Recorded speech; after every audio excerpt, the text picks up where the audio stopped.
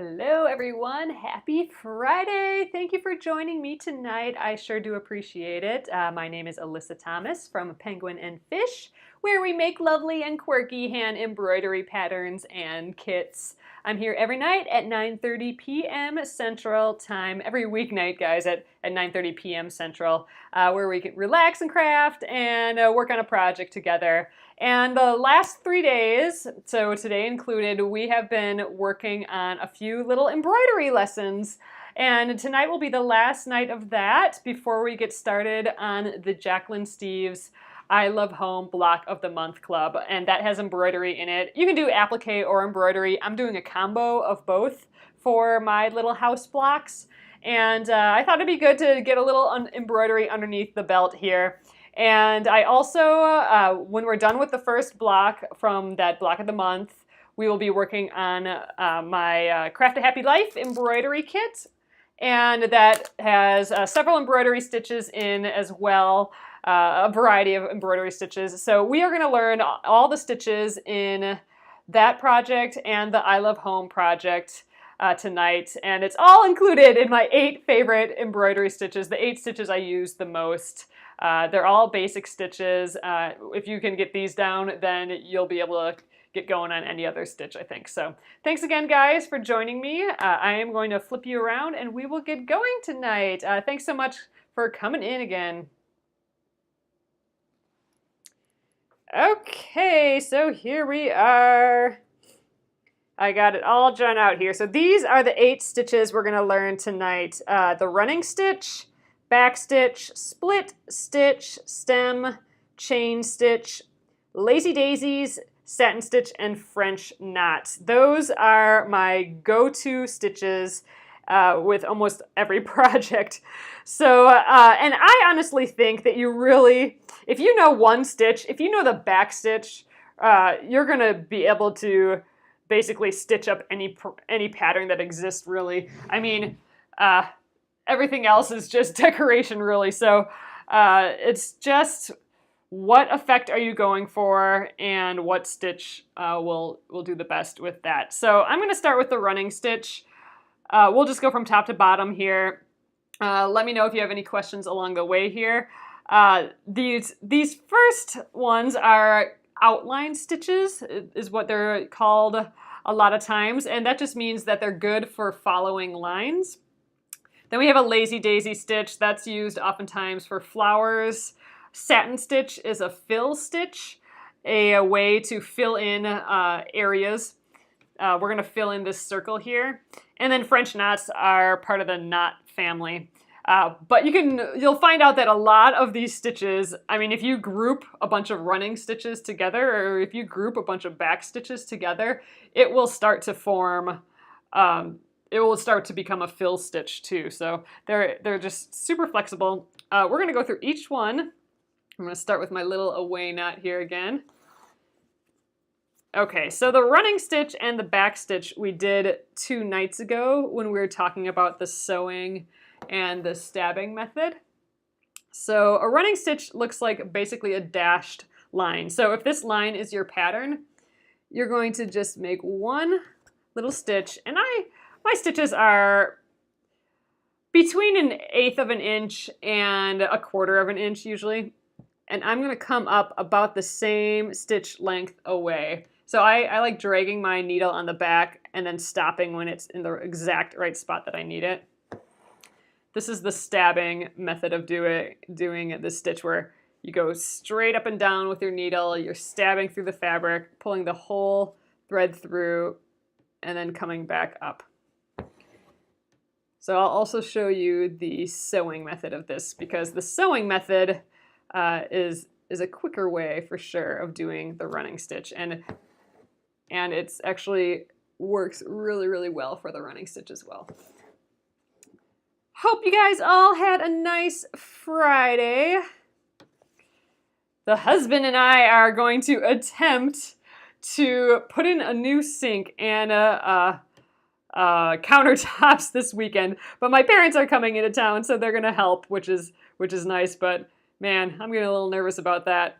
So here's the sewing way of doing it.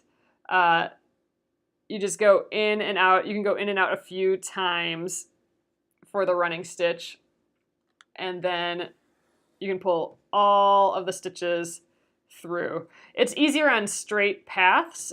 You can't do it as well on curved paths because it's hard to kind of turn the needle in the middle of this, but for straight paths, this in and out sewing method works really well for the running stitch. So easy peasy. That's probably one of the easiest stitches is the running stitch. All right, for the back stitch. There we go, that's the running stitch. I'm gonna jump back for the back stitch. And actually, I'm going to start a stitch length away from the beginning. So this is the start of my line. I'm going to start a stitch length forward for the back stitch. And the reason why I'm doing that is because it's like the name says, we are going to go backwards with our stitches. We're going to stitch in this direction ultimately, but to make each stitch, we're going to go backwards a stitch. So here we go. We're going backwards towards the beginning of the line. Then we're going to come up a stitch length away. And then we're going to go backwards again. So right in that exact same hole that our last stitch finished as. All right, that's 2 stitches. So again, up along our line, a stitch length away. And then backwards into the same hole that the last one started as.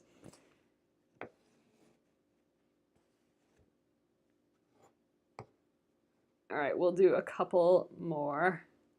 I like using the stabbing method for this. I feel like I can get more accuracy, like I can get right in that exact hole when I'm using the stabbing method. We'll try the sewing method again for this, but I don't know. I would stick to the stabbing method if I were you. So all right, let's do a few stitches with the sewing method. I have to hold it in the direction I'm going, so I'm flipping around here. All right, I'm going in that same hole the best I can. It's a little harder because you're kind of going at a horizontal and then coming out a stitch length away right away. And then pulling it through. It's nice. The one reason that like this sewing method is nice is that you get to get rid of a step. Like you don't have to pull the thread all the way through and then pull it all the way back out. You're kind of doing it all at once here. So there we go. Going backwards into the last stitch. And then a stitch length away from this starting point. And there we go. So, okay guys, back stitch. Moving on. I want to make sure that we can get down to these other stitches too.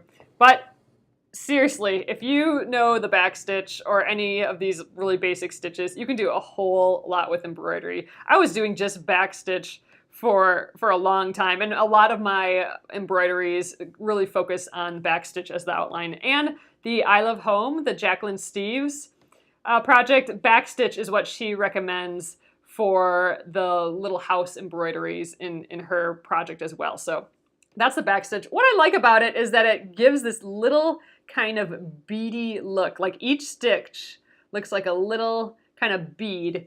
And to me, that just screams embroidery. You can see every stitch. If you want to do something a little more organic where you can't see all the stitches, if I'm going for that look, then I will do a split stitch. So it will, it'll give us the line again, but it kind of blends everything together a little bit. So I'm going to start at the beginning. Oop. Got a little knot in there, but I was able to pull it through. All right, so I'm going to do a stitch length away. Sometimes with a split stitch, I'll do a little bit bigger of a stitch. So right now I'm at, maybe just shy of a 1/4 inch. There's our first stitch. And now I'm going to come up through the back just a little bit in, not quite half, but about right there, maybe a quarter in from where I just pulled, from where I just ended right here. So I went through the fabric here. I'm going to come up just a tiny bit away right through my threads. So I'm going to split. There you can see, I'm actually splitting the thread. My needle is coming right up through the thread of that last stitch. So there we go. Now I'm going to do the next stitch. Again, maybe a hair bigger stitch, about a quarter inch. And then again, right up through that stitch, cutting that stitch in half there. See, so I'm going right through the floss. So we'll just keep doing this, and then I can show you. We'll compare this to the running stitch. I think it gives a more organic look, which, you know, you might want to use for, you know, flower stems would be really pretty with the split stitch, where it's just a nice, solid, kind of organic looking line versus like the beady backstitch line. I like it. Sometimes I'll do a split stitch, sometimes I'll do a backstitch, but you know, I love me the backstitch. I like all that. I like seeing every little stitch there, all the little beady stitches. But when I need my line to look more solid and organic, I pull out the split stitch every once in a while. So a split stitch works great, especially when you have even number of threads. So if I was stitching with 2 threads, I'm stitching with 3 right now, but if I was stitching with 2, then I could split right up the middle, one on either side. But here I kind of have to choose. I'm just kind of coming up wherever it comes up, but you know, I have two threads on one side and one on the other, but that's okay. I think the more random with that, probably the better. But all right, this will be my last stitch here.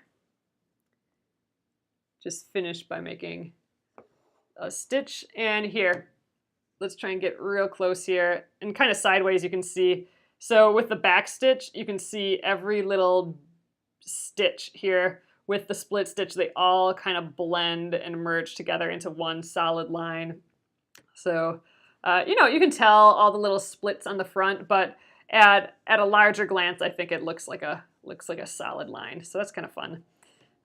All right, stem stitch. Let's do that one. So a stem stitch, this is like an uber traditional stitch. This is oftentimes what you'll see on vintage dishcloths and that sort of thing. Super duper popular.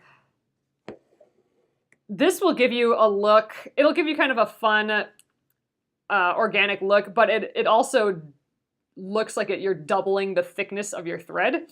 And I'll show you why in a sec here.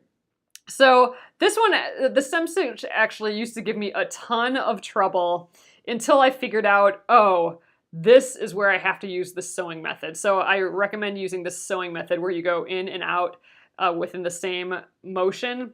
Definitely do that when you're doing the stem stitch. So we're going to come up on the line, and then for our first stitch, now this is a much larger stitch typically, so I'm going to go, you know, over a quarter inch. So yeah, just a hair over a quarter inch.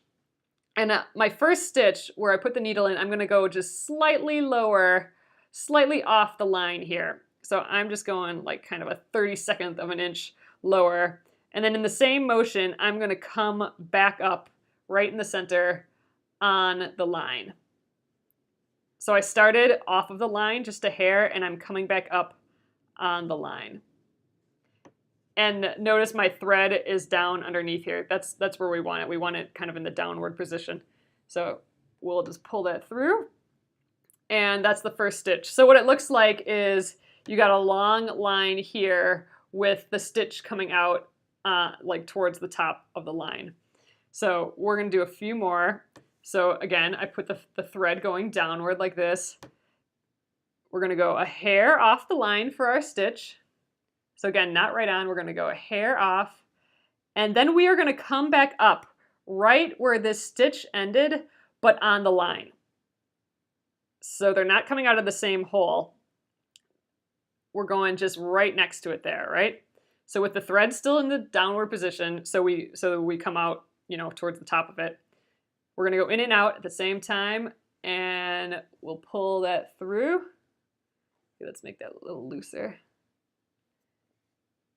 And there's our stitch come in at the bottom, and we are coming out at the top here. And there's our second stitch. Ooh, I got a little thread split there. All right, so there we go. Those are our first 2 stitches. I'm going to do a few more quicker here so you can get a sense of what the effect of it all looks like. So again, downward with the thread, slightly off the line, then on the line. Pull through. And this can go, you can cover a lot of ground really quickly. So slightly off the line, then back on the line. And you don't have to go, you actually don't have to go exactly where you started. Okay, putting the thread down. You can actually go, you know, I can go here if I want. I don't have to go right back in the same place where the last one ended. And that will make kind of a longer line. So slightly off the line, back on. We'll go the rest of this way because this is a fast, speedy stitch. I'm almost at a 1/2 inch size here too. So I started a little thinner here and then got a little wider. That's perfectly fine. You can just do whatever is comfortable for you. But yeah, don't attempt, I mean, you can give it a try, but don't attempt using the stabbing method where you go down and back up. With this, the sewing method where you go in and out at the same time really works well. And I can show you why. So here's the stabbing method. If I would go all the way, so I'm going off the line just a bit, and there I go. When I try to come back up in the stabbing method, I mean, all this thread's in the way. Like I need to pull it out of the way to get on top of it because my needle comes out above it, and it just doesn't work as well. It's hard to get your needle position in the right spot, whereas with this down and you just go in and out at the same time, everything's out of the way. You've already made that motion. You don't have to pull up the needle and find the right placement. You can do it right away there. So that is the stem stitch. Let's just finish our stitch right here, slightly off the line. And the reason that it looks thicker, so this is one reason that I like using this stitch too, if I just want a heftier look, is because we're coming up right next to the last stitch. So it's almost as if, you know, we have 2 strands of floss right next to each other all the time. So we're doubling the width by doing a stem stitch. So that's that one. This, you know, like the name says, is used often for flower stems, and I mean, you really can cover some ground really quickly. I think this was typically more used than the backstitch on a lot of those vintage towels and that sort of thing. Maybe because it's just so quick, I'm not sure. But this is a fun one. All right, so next up, one of my favorite stitches, the chain stitch. And this is another stitch that will give you a fatter, thick line. And just like how the name says, it looks like a row of chains hooked together, which I think is super duper fun. So again, coming up right at the beginning of our line. Why would you use one or the other? It's really personal preference. It depends on how you want the look and feel of your embroidery to be. So my typical, I mean, I am not doing a lot of different stitches in my embroideries typically. I will kind of stick to the backstitch just basically because I like that look. I like the, I like seeing every little stitch blob that you can with the backstitch. If you want it maybe a little more organic, where you, where it looks like one solid line, then, you know, if I'm in that world, then I'll use the split stitch. And the stem stitch, you know, if I want to do a quick, thicker stitch that, you know, for me, it feels really traditional. So if I want a piece to have that little flair of vintage in, I will throw in a stem stitch. Or if I'm doing flowers, sometimes I will make these stems a stem stitch just because for that kind of nostalgic feel as well. So it's really up to you. See which one, like practice all of them and see which one you enjoy the most, really, and see which one gives you the overall effect that you're going for with the with your piece. I mean, you know, practice with the backstitch, and then on your next one, try split stitch and see which one you like the look of better once your embroidery is done. Nothing's right or wrong in embroidery for sure for which stitch to use. It's all whatever your heart desires, I guess, really. So it's just all play. Sometimes I do the whole entire thing in backstitch, and that's perfectly fine too. So with a chain stitch, we came up at the beginning, and we're going to go right back in the same hole, right like that. But if you notice, my thread is kind of in a loop like this. I'm going to pull my needle through, and immediately I'm going to come back up. Losing my needle. I'm going to come back up a stitch length away in between, in that circle. See, so my circle is still here. So when I pull all the way through, my thread catches that loop, and it doesn't have anywhere else to go. It has to stay there because it got stuck on our thread that we pulled out here, right? So let's try that again. So again, let's make that loop with our thread. And I'll show you a little easier way to do this in a sec. But here's our loop. I'm going to go back in the exact same hole that I just ended up in. So right through the center of that little chain. The same hole right there. I don't know if you guys can see that. So I'm going back into the same hole that this thread is coming out of. And then going a stitch length away, making sure that needle is coming out inside this loop again, pulling it through, and then catching that loop again. That loop is nowhere to go but right there. So what is a little easier for this, I'm going to just hold it this way, is the sewing method. So that was the stabbing method. With the sewing method, if I go in the same hole again, and then I come out a stitch length away, here's what you can do. You can wrap your thread underneath the needle like that, and you already have your stitch kind of started. So then you can just pull the rest of the way, and you're not going to get knotted up or anything. So again, we're going to go in the same place that we ended up, come out a stitch length away, wrap the thread around, and pull through. Sue, I have never used thread conditioner to keep the thread from knotting. I think I do actually have a knot on the back here. Oh yeah, I caught some of this. But what I typically do is I keep my hand, I kind of talked about this a little bit 2 days ago, but I keep my left hand in the back here so I can feel what's happening. So I can feel when there is a knot coming along, and I can take care of it before it gets too out of hand. Let me see if I can figure out. There's one typical knot that happens. I wonder if I can recreate it, because there's an easy way to take it out, but I might have to. I don't know if I'll be able to construct one of those knots myself, but we'll try that out. Or if one comes up, maybe for the next few stitches, I won't have my hand back here, and we'll check to see if I get some knots, and we'll take them out. So all right, I'm gonna do so just to finish this row of stitches,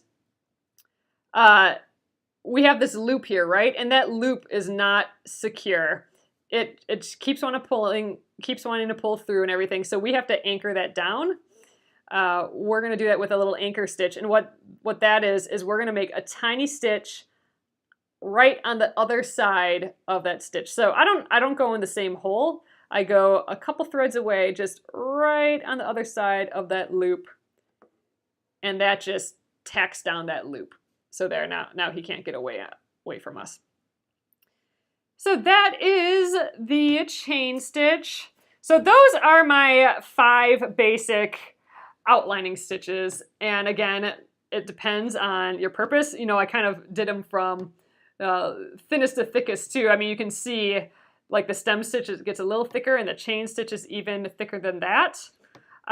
Some fun things you can do with stitches, like I talked about how earlier, how, you know, these are outline stitches, but if you put, you know, if you do something like this where you put another row right next to the last row that you did, it starts to look like a fill stitch. So let's just do another row right next to here of some chain stitches. Going right along my last line.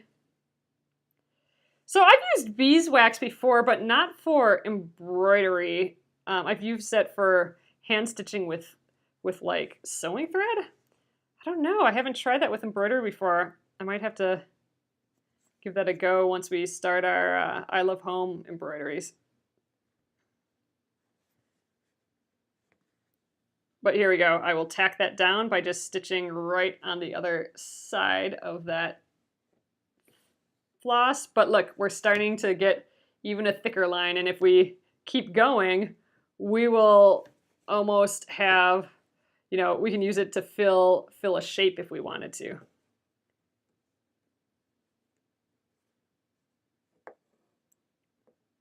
See, so here we go. Ooh, it's easier for me to stitch in the other direction, I think. But going in the same hole, stitch length away, and making sure we're in the middle of that loop still. But there we go. See, we're definitely starting to create a texture here, a filled in texture. So imagine, you know, this is with a chain stitch. You could do the same thing with any other one of these stitches, and it would give you a different look to the fill. So another thing that to play and experiment with. Again, there's no right or wrong way, but you know, this would give you a different texture. We'll do the satin stitch coming up here, but a satin stitch is, you know, like the name, it's going to give us a really smooth satiny stitch. We might not want that. Like if we're stitching like a little girl sweater or something, we might want to fill it in with the chain stitch because it looks like a bunch of knit stitches together, you know, versus a perfectly smooth satin stitch. So that's the type of thing that while you're working, planning out your embroidery, some things you might want to think about of what stitches to use. So all right, we are almost out of thread here, so I'm going to just weave in the end. I have this big loop here. So sometimes when something like this happens, sometimes what I like to do is I like to try and grab it and build it into my weaving in the end. See, there we go. I was able to tighten it up right there. So let's go back and forth 1 or 2 more times. And I weave in the ends like this just so I don't have any crazy knots on the back. I find that, you know, with every stitch, you know, the loop on the back always tries to grab those knots. So with weaving in the ends, it just kind of glides over everything. So, all right. And, you know, with my away knot, that's how I started. Since I hadn't had any stitches on, so I started with an away knot. I can snip that knot off now as well, and I can weave in that end. So this is where we started. So let's weave that into the back of our running stitch here, and we will have a nice flat back. All right, so let's move on to the lazy daisy stitch. That's a good one to do after the chain stitch because a lazy daisy stitch is actually just made up of a bunch of single chain stitches. So the chain stitch line that we did, like this chain stitch row, that is like interconnecting chain stitches. So we are starting the next chain stitch right after finishing the last. In a single chain stitch, you make the one loop and then you anchor it down right away, like how we did the end. So let's do one of those. I have some more thread already here. So Lazy Daisy is just a bunch of single chain stitches, and they all begin at a center point. And then it makes a sort of flower. All right, so I'm gonna, instead of, oh, you know what? I messed up there. So I only really do the away knot when I don't have anything else stitched, but now we have a bunch of things stitched here. So to save thread, because I know a lot of people don't like wasting all that thread to do the away knot, I'm gonna just weave it in to some stitches I already have. There we go. Leave a little end out. 2 and 3 here to lock it in. There we go. So I'm going to trim that little stray piece, and we're ready to go. Okay, so Lazy Daisy stitch.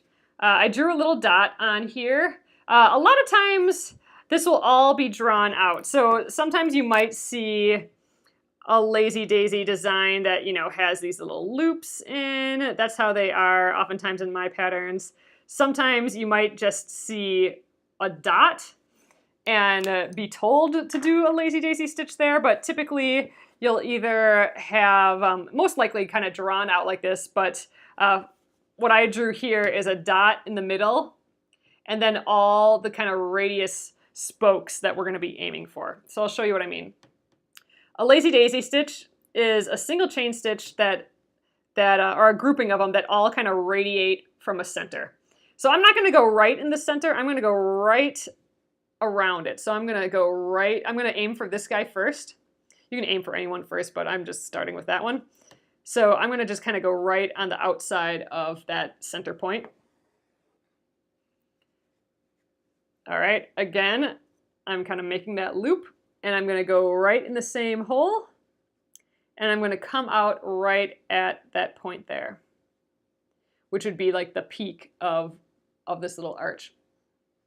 So then you can wrap it around the back if you'd like already, and pull it through.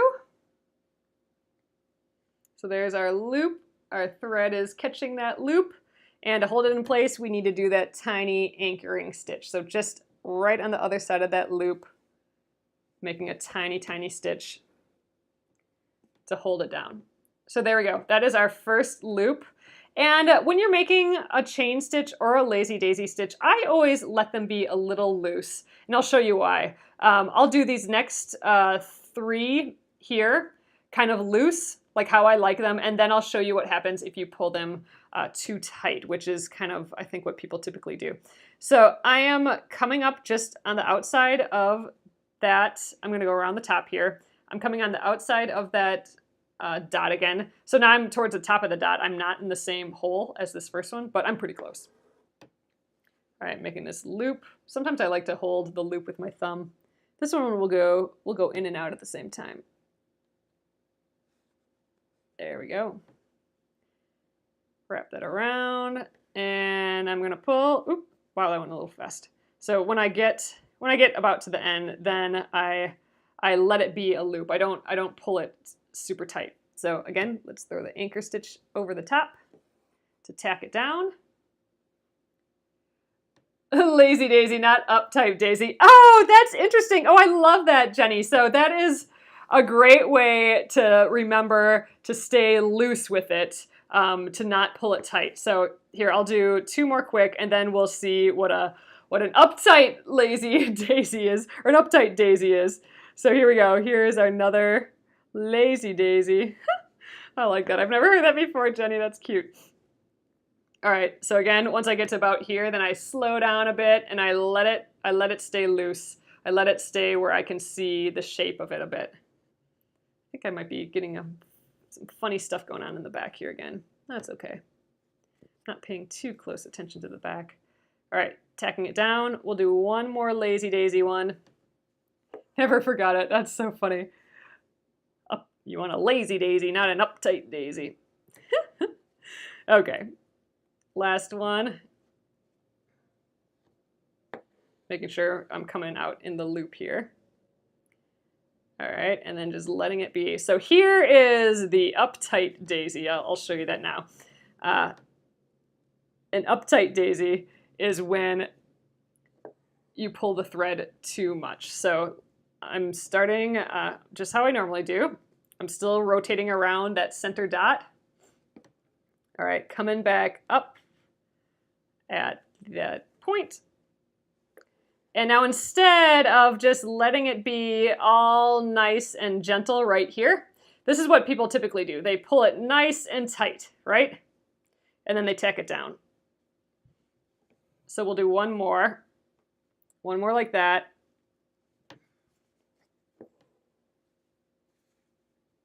We'll do the sewing way this time, just in and out.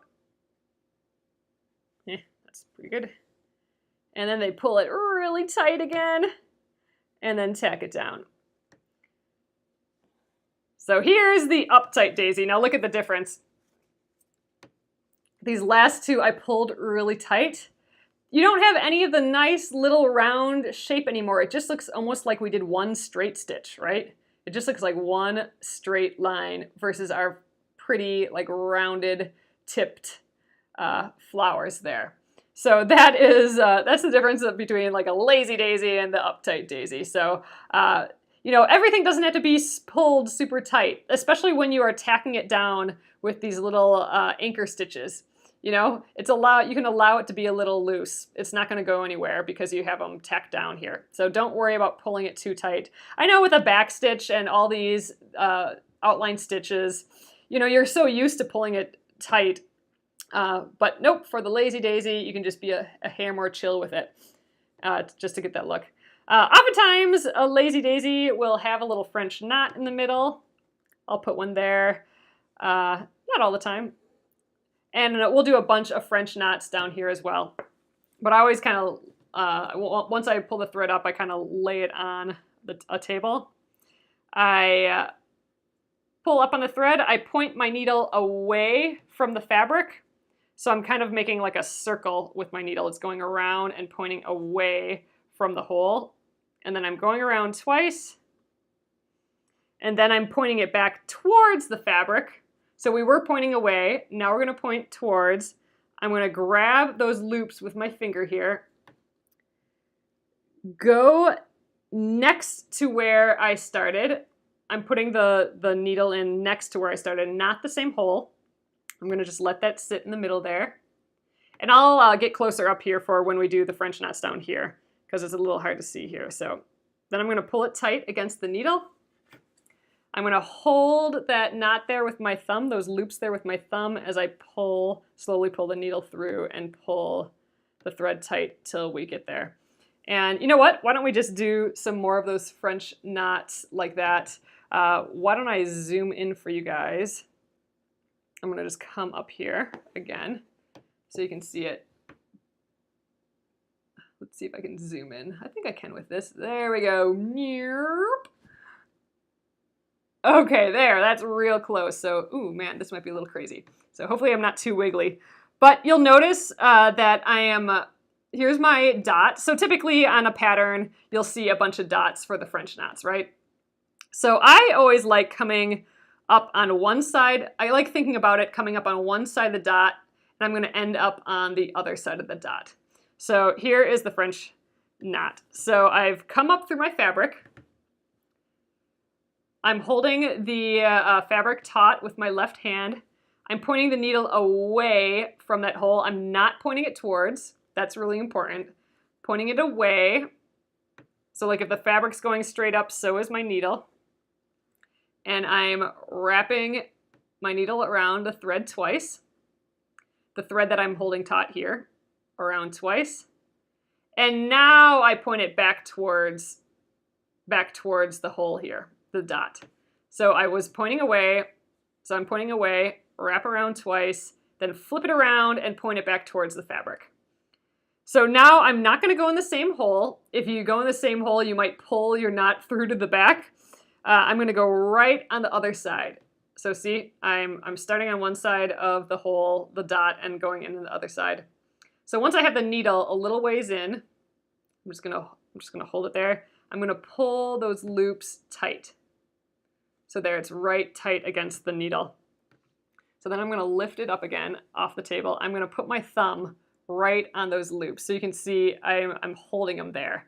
I don't want them flying all over the place. So I'm gonna hold them there with my thumb and then, put that in a little further. Then from the back, I'm gonna slowly pull the thread through until I can feel all the thread done, and then I will let up on my finger, on my thumb. So there we go. There's our little French knot. I'm gonna do a couple more like that, and then I will go through probably the 3 mistakes that you might be doing if you're having trouble with the French knot. So let's do 2 more again. So I'm coming up on one side. I always kind of start at the bottom right-hand side and end up in the upper left, but you can do however you want. I always start down here, coming up. All right, then I set it on the table because I almost need another hand to do this, so I'm just using my flat surface of the table. All right, so it's coming out of the back there. I'm pointing the needle away from my fabric. And in this little area that I'm pulling, I'm gonna wrap around twice.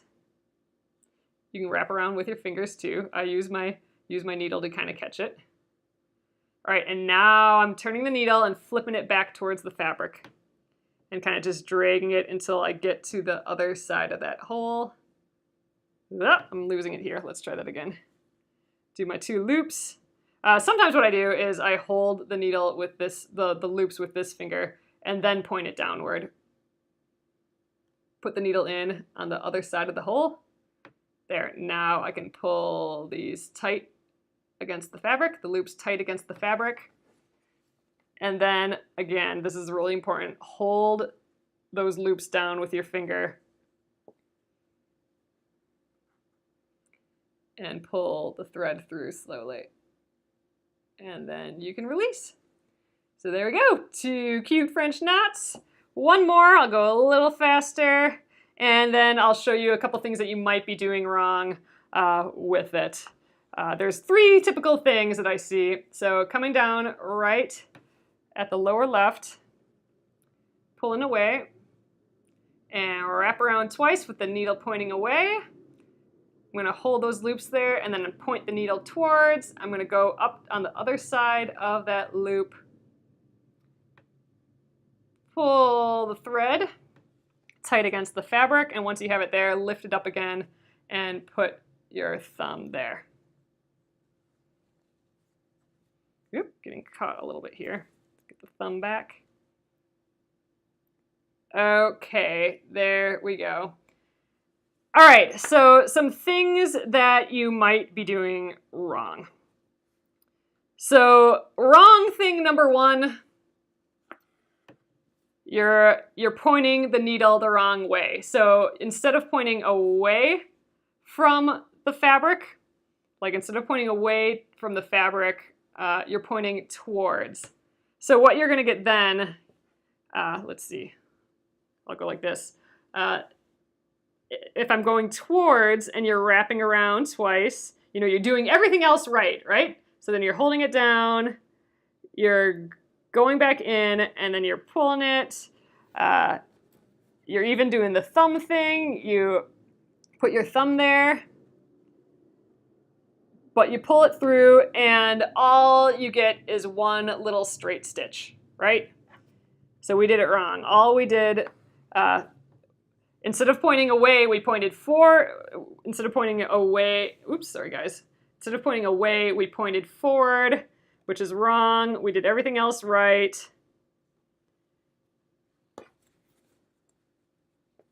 You know, you think you're doing a good job here, right? And bam, like, where's my knot, right? So that is what you might be doing wrong, number 1. And again, if we wanted to do it correct, instead of pointing towards, we point away. That's where the error came in. So if you have just little straight stitches when you're trying to do a French knot, it's because your needle was facing the wrong direction. So let's point it away from where we're coming out of the fabric, and then wrap our 2 threads around and do the rest just how we normally would. So there we go. So that was just from pointing the needle the wrong direction, right? So next up, what you might be doing wrong is going in the same hole. So I came up on that dot. Here's the hole right here. I'm gonna just make it extra big so you guys can see it. There, so I came up through this hole here. I'm doing the same thing. I'm doing the right thing. Look, I'm pointing my needle away. That's perfect. And we're going around twice, holding it, and then instead we're going back in the same hole instead of slightly off the hole, which is what you need to be doing. You don't want to go in the same hole, but for this error that I'm showing, we're going back in the same hole. Everything's the same. Oop, fuzzle. But what you might find is that, let's see if I can recreate it here. Let's see, I pulled tight, and if you go in the same hole, sometimes, pop, it can go right through that hole. And it's like, well, what happened there? The problem, you went in the exact same hole. So to remedy that, I always go on one side of the dot, again, pointing away, and I go on the other side of the dot. So clearly there is some space there. I'm not going in the same hole. So let's pull that tight. Get my thumb in there again, hold those loops. And there we go. There's our knot back again. Perfect. So number 3, the third thing that you might be doing wrong. So you might be doing everything else right. You're coming up on one side of the dot. You're pointing your needle away. Great. You're holding the threads, and then you go on the other side of the needle just like you should, but you don't you don't hold it down with your thumb. So we're just pulling it right through now. And what can happen with this is you might end up with some not as pretty knots. So this one's pretty loopy, right? It's not a pretty nice solid knot like this. See from the side here for sure, you can see the little loops. So if you're getting knots like that, let's do another one. Ooh, if you're getting knots like that, your problem is probably that you are not, here let's exaggerate it a little bit, you're not holding it down, with your finger. So here, this one might be real crazy. Yeah, there we go. Not what you're going for, right? So again, instead, the key that you're missing in that case is most likely that you're not holding down those loose bits. So here we go. Pointing a needle away, around twice, holding that there, pointing back towards, going on the other side of the dot, pulling it tightly against the fabric and needle, and here is the key, holding those loops down with your thumb or a finger, and just going slowly into the pulling the thread slowly through. So there we go, a nice little knot again. So those are the 3 things you might be doing wrong with your French knots. Okay, for a colonial knot, oh man, I haven't made one of those in a while, but a colonial knot, I think the difference is you go towards, I gotta think about it in my head. But you kind of make like an S shape towards, so, oh man, you know what? I'm not sure I'm gonna be able to get it. Kind of like that, maybe? I don't quite remember. I think that might be it. Been a while, Sue. All right, there, I think we did it. So a colonial knot. Some of you might have not learned French knots. You did colonial knots. Those you go towards, and then you make, let's see if I can do it again. You make a sort of, like you pull the thread aside, and then you kind of loop it around, I think. Oh, no, not like that. Oh, man. I think you've stumped me for the night. It's been a while. Oh, there we go. You get that little S in there again. Anyway, Colonial Nuts. Not my typically used knots.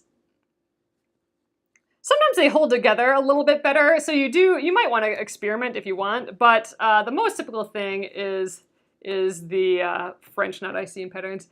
It is an S and is used, oh, for candlewick patterns. Okay, I'm gonna try one more time. I know for the Splendid Sampler we did this a bunch, Colonial Nuts, just one night. But man, if you don't do it, you forget. So I know you pull it to one side. Oh, maybe that's how, and you, nope, not there. Pull around, oop, grab the other one. Pull around to the side. And then here's the other part, that's it. So to the left and to the right, and there we go. Same deal everywhere else. You don't go in the exact same hole and you hold down the thread. So there we go, extra bonus, bonus knot tonight. So, all right, last up, I'm gonna zoom out again, guys. So back to, let's see, trying to zoom out. Zoom out, there we go. Man, we are up close. So we have one more stitch for the evening. This will be pretty quick. So this is a fill stitch. Let's see, I might have just enough thread to do this one. So, actually, you know what? Yeah, we're gonna just get as far as I can with this thread. But so for a satin stitch, that is typically used as a fill stitch. This will be used in the I Love Home block of the month. And it's also, oh no, I don't have any satin stitches in my Craft a Happy Life project, but the satin stitch will be used in the Jacqueline Steves I Love Home block of the month that will be starting on Monday here. So for a satin stitch, it's for filling in shapes. This is actually kind of a pretty large shape for a satin stitch. I usually like using satin stitch for smaller shapes, fill shapes, but we're gonna do it with here. So what I like to do is start from one side and I work towards the other. And you can decide, I mean, this is a circle, I can decide whatever one side is, but I'm gonna decide that this is the one side and this is the other side. So I'm gonna start at the bottom of that one side, which is probably about right there if I decide that that's the one side. And I'm gonna go straight to the other side. And in this case, that other side kind of ends right there, right? Otherwise, we're going around the loop.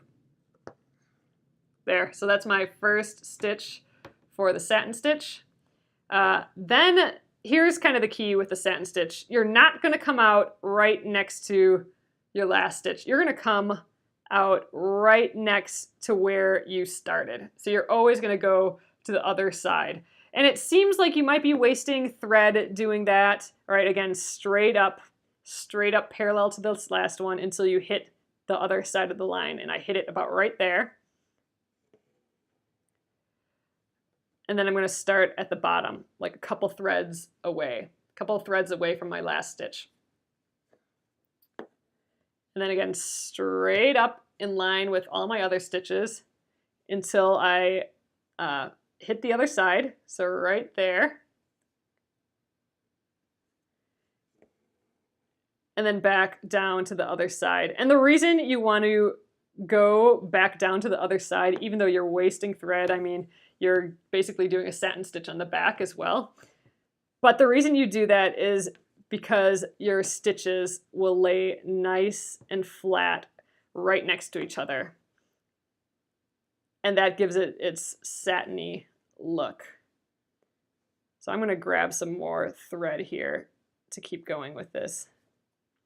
So look, I went a little too far on that stitch, so the next time I do it, I'm going to get real close, because then it'll kind of push that thread over a bit, and then we'll get parallel again. Oh, good, Cherie. I'm happy that I could help out a little bit with this. I know we're gonna be doing a few embroidery projects soon, so a little embroidery lesson is always a good thing. So, all right, this is gonna be my last stitch with this floss, and I'm gonna grab some more. We'll finish filling in this circle here. I want to show you what happens if you go on the same side instead of going all the way to the bottom. Actually, maybe we'll start that from the other side, and then we can compare the two sides. So all right, snip that. Let's see, I'll grab another piece of floss here. Here's kind of a little piece of floss. This will be good. So I'm gonna split it. We'll split it the way that I showed you last night. So I'm gonna isolate one strand of thread here. If you try and do it with more than one strand, you're gonna end up with a mess. But if you just do one strand, there I isolated the one strand, I'm just gonna pull on that one and let it all bunch up behind me like that. You think it's gonna be a big crazy knot, but it releases perfectly into nothing. It's a perfectly straight line again. So here's that one strand. I need two more. So again, isolating the one, zoop, pull it right out, and then one more. You'd think this would be a crazy knot bed, but it works great.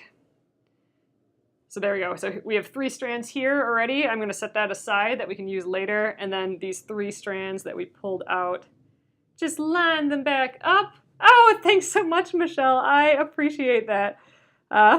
Appreciate that a ton. All right, we're gonna line up those threads again and then just, run your fingers down so they all just stick together like that. Oh, not head. All right. So, and while we're at it, my favorite way to thread a needle, instead of, you see this typically, a lot of people trying to thread the needle from being far away like this. What I do is I squish the end in my finger like that, and I gradually unpinch my finger. So you can see there, you see the end of my thread right there.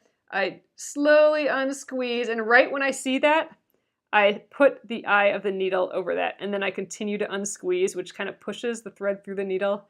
Then you can just grab it. It works every time. It's super easy. All right, back to the satin stitch. I did that today when you were sewing. Oh, no knots. All right, so I'm gonna just weave it in the back again here. I like weaving in to stitches I already have because, like I said, I don't like knots in the back. I like my smooth back where my thread can't get caught on any knots while I'm stitching or any loose threads. I'm going to snip those away. All right, so we'll do a few more stitches on this side, but then I want to show you the incorrect way of doing it and why. All right, so bottom to top. And another one here. So here's something that you might find, like if you look really closely, it's starting to look like I'm spreading out here a little bit faster than I am here. I keep an eye on that, so I'm always kind of looking at the average of things. So this time I might leave a tiny little bit bigger space at the bottom and not so much space at the top to get myself back on track. So instead of like 2 threads over, I'll go like 4 threads over. See, like that instead. And then go really close up here. Just like 2 threads over or 1 thread over. And so then I'm kind of evened out again. There is a little hole there, but as you keep stitching, now I'm even with the top and the bottom again. As you keep stitching, all your other stitches will kind of push it back. So ultimately, it will look good. But now, I mean, check it out. This is really satiny. It's really smooth, and I can even maybe catch the light with it even. It gives it just a really nice sheen, a nice satiny look. So that happens from going from the bottom to the top and then going back to the other side. So it's always starting on the one side and ending on the other. This is what people do often. I'm going to just start up right here. They'll start on one side and they'll go to the other side, but they'll come back out that top side. So I'm only like 1 or 2 threads of fabric over. They'll come out on that top side. So now, like, that's the only thing separating this part and this part. And they'll wiggle back and forth like that. So now they'll go back down here and then go a little thread over here and then back up. So instead of going all the way down and around again, they're going back, they're like staying, they're going from bottom to top, top to bottom, bottom to top, top to bottom, instead of bottom, top, bottom, top, bottom, top. And it does save some thread, but you'll start to see you get like these weird kind of loop bits almost. So basically your threads just aren't lying as flat and perfect as this side is, because you're making like a little loop on the other side. I mean, you are saving a bunch of thread, clearly, but you're going to get some weird effects. Like here's a good example right here. I came up on this side, went through the loop, went through the back of the fabric and came out here. It's kind of like a lazy daisy. You're making like this loop. The fabric isn't going to want to, the thread isn't going to want to make a perfect, 180 on you. So instead of looping right here, that's why we're kind of looping around the whole thing. We're going from bottom to top, looping down underneath, back to the bottom, and then up to the top again. So we're making our loops, in that direction. So I would recommend doing it that way and not the teeny bit of thread way. And you're also asking for trouble with this. If that little thread, that one little thread that the fabric is being held by there, if that breaks, then you got a whole loop hanging out here and your satin stitch is going to start falling apart. This is much more secure. And it's just pretty. Look how shiny and satiny it is. I love it. So even on a shape this big circle here, I mean, it's bigger. It's like as big as my thumbnail. It's still looking great. It's not too loose. It's not, what did we call it during the Splendid Sampler? It's not a toe hold. Your toe is not going to get stuck in there. So even with a little larger shapes, the satin stitch works great. And again, this will be used on the I Love Home quilt along that will start on Monday. So, all right, guys, that is my 8 most used embroidery stitches, and literally my most used. I mean, this is basically all I do, unless I specifically need something different. If I need a specific stitch for some specific reason, then I'll break open the other stitches. But if you can do these 8 stitches, you can stitch anything for sure. I mean, like I said earlier, even with the one stitch, even with the back stitch, you'll be able to do anything with embroidery. So awesome, guys! I hope this helped you out a little bit. This will stay up on Facebook here. If you know someone else that might want to learn a little bit about embroidery, some embroidery stitches, I hope you share it with them. But yeah, and again, watch those 3 mistakes with the French knots. The 3 most typical mistakes there. So, all right, guys, I'm going to flip you around and we will call it a night. Hello, guys. Thanks again. Oh, thanks, guys. So here we are. The replay will be live right when I finish this video. So if you hang around, if you missed the beginning for the other stitches, you're welcome to go back and look at it. This will also go up on YouTube at Penguin and Fish Movies. You can do a search for it there, or just youtube.com/Penguin and Fish Movies. This video, along with our 2 earlier classes from yesterday and the day before, to get perfect, nice, even stitches, and just looking at the different, what does it look like with the different, how many strands should you stitch with basically. I went through a bunch of different strands of threads, like 1 strand of thread versus 3 versus 6. What does it all look like, and how do you decide? So that was yesterday's, and the 8 stitches tonight, they will all go up on YouTube, and you can watch replays there. Thanks again, guys. I appreciate seeing you guys again. I won't be here for the weekend. Monday, we start the Jacqueline Steves Block of the Month live quilt along. So, well, it's live if you're here. I'm going to go through the whole process from beginning to end. Monday will be our first day, and we will be cutting all of the pieces for every block that will be coming out. It's a block of the month. There are 4 total. I put the link for that project in this Facebook page, and you can sign up there. First block comes out on Monday, so you'll find it there, and there will be some giveaways involved with that, so keep an eye on your emails, and you can sign up for my email in the links above as well. And all right, we will get embroidering that as well. Tuesday I will not be here, but the rest of the week I will. So that's it, guys. I will catch you on Monday, and thanks again for joining me. I appreciate it. Good night.